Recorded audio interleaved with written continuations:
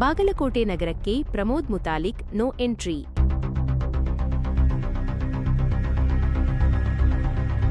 ಹೌದು ವೀಕ್ಷಕರೇ, ಇತ್ತೀಚೆಗೆ ಬಾಗಲಕೋಟೆ ನಗರದಲ್ಲಿ ಶಿವಾಜಿ ಮಹಾರಾಜರ ಮೆರವಣಿಗೆಯ ವೇಳೆ ನಡೆದ ಕಲ್ಲು ಹಾಗೂ ಚಪ್ಪಲಿ ತೂರಾಟ ಪ್ರಕರಣಕ್ಕೆ ಸಂಬಂಧಿಸಿದಂತೆ ಮುನ್ನೆಚ್ಚರಿಕಾ ಕ್ರಮವಾಗಿ ಶ್ರೀರಾಮ ಸೇನೆ ಸಂಸ್ಥಾಪಕ ಪ್ರಮೋದ್ ಮುತಾಲಿಕ್ ಅವರಿಗೆ ನಗರ ಪ್ರವೇಶದ ಮೇಲೆ ನಿರ್ಬಂಧ ಹೇರಲಾಗಿದೆ.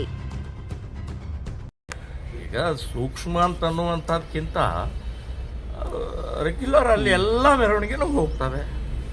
ಮತ್ತು ಅಲ್ಲಿ ಆಲ್ರೆಡಿ ಅಲ್ಲಿ ಅವ್ರು ಸೇರಿದ್ದಾರೆ ಅಂತಂದರೆ ಡಿಪಾರ್ಟ್ಮೆಂಟು ಕೂಡ ಯೋಚನೆ ಮಾಡಬೇಕಾಗಿತ್ತು. ಇಮಿಡಿಯೇಟ್ ಅವ್ರನ್ನೆಲ್ಲ ಖಾಲಿ ಮಾಡಿ ಕಳಿಸ್ಬೇಕಾಗಿತ್ತು. ನಿಶ್ಚಿತವಾಗಿ ಅವ್ರು ಸೇರಿದ್ದಾರೆ ಇದರ ಅರ್ಥನೇ. ಮತ್ತು ನಮ್ಮ ಹಿಂದೂ ಕಾರ್ಯಕರ್ತರು ಕುಣಿತಾರೆ, ಹೌದು, ಹಾಡು ಗೀಡು ಹಾಕಿ ಕುಣಿತಾರೆ. ಯಾಕೆ ಅಂತಂದರೆ ನೀವು ಅಲ್ಲಿ ತಡೀತಾ ಇದ್ದೀರಿ, ಅದಕ್ಕೆ ಕುಣಿತಾರೆ. ಸೊ ಏನು ಕುಣಿದ್ರೆ ಈ ತಪ್ಪೇನು? ಸೊ ಆ ಕುಣಿದ ಕೂಡಲೇ ಅವ್ರಿಗೆ ಅಲ್ಲಿ ಕೆರಳ್ತಾರೆ. ಕೂಡಲೇ ಅವರು ಇದು ಆಗತ್ತೆ ಅಂತನೋ ಗೊತ್ತಿರುತ್ತೆ. ಸೊ ಅವ್ರು ಸೇರಿದ್ದೇ ತಪ್ಪು, ಸೇರಿಸಿದ್ದೇ ತಪ್ಪು. ಸೊ ಅಲ್ಲಿ ಇಮ್ಮಿಡಿಯೇಟ್ ಅವ್ರನ್ನ ಖಾಲಿ ಮಾಡಬೇಕಾಗಿತ್ತು ಅಂತನ್ನುವಂಥದ್ದು ನಾನು ಹೇಳ್ತಾ ಇದ್ದೀನಿ. ಹಬ್ಬ ಇದೆ, ಹೌದು, ಹಬ್ಬ ಇದ್ದರೆ ಬೇರೆ ಕಡೆ ಹೋಗಬೇಕಾಗಿತ್ತು. ಹಬ್ಬದ ಆ ಸಮಯದಲ್ಲಿ ಏನು ಹಬ್ಬದ ಅವ್ರದ್ದೇನು ಇರಲಿಲ್ಲ. ಅಲ್ಲಿ ರಾತ್ರಿ 10 ಗಂಟೆಗೆ ಏನಿದೆ ಅಲ್ಲಿ ನಮಾಜ್ ನಡೀತಾ ಇತ್ತು ಅಂತ ಹೇಳ್ತಾರೆ ಸರ್. ಇಲ್ಲ, ರಾತ್ರಿ 10 ಗಂಟೆಗೆ ಏನಿದೆ? ಆಯಿತು, ನಮಾಜ್ ಮಾಡೋದಿದ್ರೆ ಬೇರೆ ಕಡೆ ಇದಾವಲ್ಲ.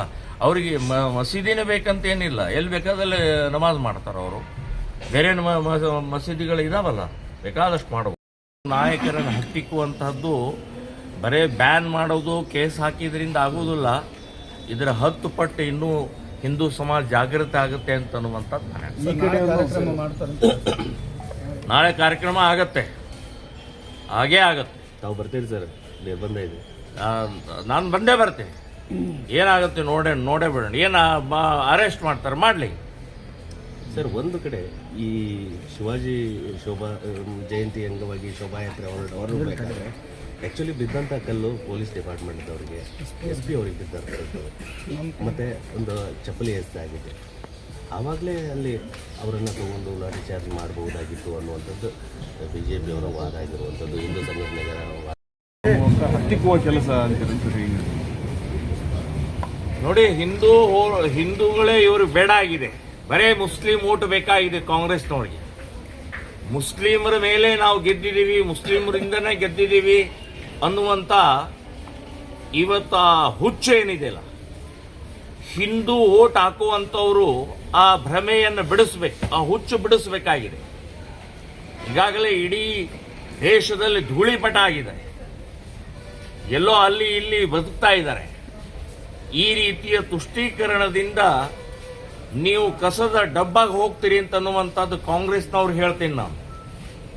ಇಲ್ಲಿ ಛತ್ರಪತಿ ಶಿವಾಜಿ ಮಹಾರಾಜರಿಗೆ ಮೆರವಣಿಗೆಯಲ್ಲಿ ಶಾಂತ ರೀತಿಯಿಂದ ಯಾವುದೇ ಗೊಂದಲ ಇಲ್ಲದೆ ಹೋಗ್ತಾ ಇರುವಂತ ಮೆರವಣಿಗೆ ಮೇಲೆ ಕಲ್ಲು ಎಸಿತಾರೆ, ಚಪ್ಪಲಿ ಎಸಿತಾರೆ ಅಂತಂದ್ರೆ ಎಷ್ಟು ಸೊಕ್ಕು! ಕೈ ಕತ್ತರಿಸಬೇಕ್ರೆ.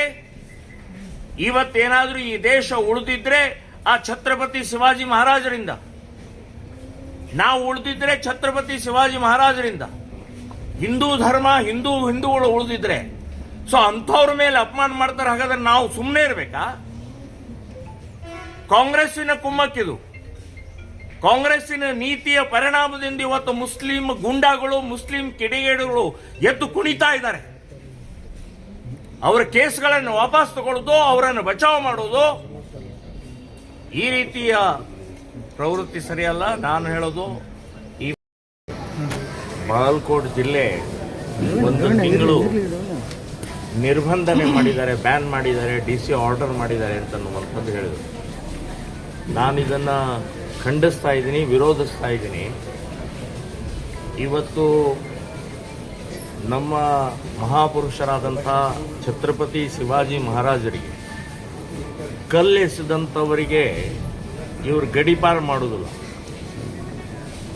ಇವರು ಯಾರು ದೇಶವನ್ನು ಒಗ್ಗೂಡಿಸುವಂತಹ ಕೆಲಸ ಮಾಡ್ತಾ ಇದ್ದಾರೆ, ಇವತ್ತು ದೇಶದಲ್ಲಿ ಜಾಗೃತಿ ಮೂಡಿಸುವಂತಹ ಕೆಲಸ ಮಾಡ್ತಾ ಇದ್ದಾರೆ, ಅಂಥವರನ್ನ ಗಡಿಪಾರು ಮಾಡ್ತಾ ಇರುವಂತಹದ್ದು, ನಿರ್ಬಂಧನೆ ಮಾಡ್ತಾ ಇರುವಂತಹದ್ದು ಕಾಂಗ್ರೆಸ್ ಸರ್ಕಾರಕ್ಕೆ ಧಿಕ್ಕಾರವನ್ನು ಹೇಳ್ತಾ ಇದೆ.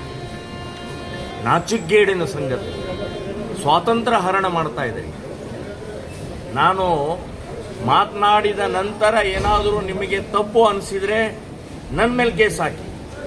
ಆದರೆ ಮಾತನಾಡಕ್ಕೆ ಅವಕಾಶ ಕೊಡಲ್ಲ, ವಿಚಾರವನ್ನು ಹೇಳಕ್ಕೆ ಅವಕಾಶ ಕೊಡಲ್ಲ ಅಂತಂದ್ರೆ ನೀವು ಸಂವಿಧಾನ ವಿರೋಧಿಗಳಿದೆ ಕಾಂಗ್ರೆಸ್ನವ್ರನ್ನ. ಡಾಕ್ಟರ್ ಅಂಬೇಡ್ಕರ್ ನಮಗೆ ಸ್ವಾತಂತ್ರ್ಯವನ್ನು ಕೊಟ್ಟಿದ್ದಾರೆ, ಮಾತನಾಡಕ್ಕೆ ಅವಕಾಶ ಕೊಟ್ಟಿದ್ದಾರೆ. ಸೊ ಇವತ್ತು ಕಲ್ಲು ಎಸೆಯುವಂತವರನ್ನ ತಡೆಯುವಂತಹ ಪ್ರಕ್ರಿಯೆ ನಿಮ್ಮ ಕಡೆ ಮಾಡ್ತಾ ಇಲ್ಲ. ದೇಶದ್ರೋಹಿಗಳನ್ನು ಪಾಕಿಸ್ತಾನ್ ಜಿಂದಾಬಾದ್ ಅಂತ ಹೇಳುವಂತವ್ರು ತಡೆಯುವಂತವ್ರ ನಿಮ್ಮ ಮಾಡ್ತಾ ಇಲ್ಲ. ವೋಟ್ ಬ್ಯಾಂಕ್ ನಿರ್ಮಾಣ ಮಾಡಿ ಬರೀ ಓಟು ಮಾಡಿ ಅಧಿಕಾರದ ದಾಹದಿಂದ ಈ ದೇಶ ಬರ್ಬಾದ್ ಮಾಡ್ತಾ ಇದೆ. ಸೊ ನಾನು ಇವತ್ತು ಮದುವೆ ಇದೆ, ಇವತ್ತು ನಾಳೆ ಕಾರ್ಯಕ್ರಮ ಇದೆ, ಮದುವೆಗಾದರೂ ಒಂದು ಅಟೆಂಡ್ ಮಾಡಕ್ಕೆ ಅವಕಾಶ ಮಾಡಿಕೊಡಿ ಅಂತ ಹೇಳಿ ನಾನು DC ಅವರಿಗೆ ಮನವಿ ಮಾಡ್ತೀನಿ. ನಾಳಿನ ಕಾರ್ಯಕ್ರಮ ನೋಡೋಣ. ಆದರೆ ಈಗ ಅವರು ಹೇಳಿದಂತ ಇದನ್ನ ಯಾವ ರೀತಿ ಏನು ಸ್ವೀಕಾರ ಮಾಡ್ಕೊಳ್ಬೇಕು ಅಂತ ಅನ್ನುವಂಥದ್ದು ಗೊತ್ತಾಗ್ತಾ ಇಲ್ಲ. ಈ ರೀತಿ ಬ್ಯಾನ್ ಮಾಡುವಂತ ಪ್ರವೃತ್ತಿಯನ್ನೇ ನಾನು ಬ್ಯಾನ್ ಮಾಡಬೇಕು ಅಂತ ಅನ್ನುವಂಥದ್ದು ನಾನು ಹೇಳ್ತಾ ಇದ್ದೀನಿ.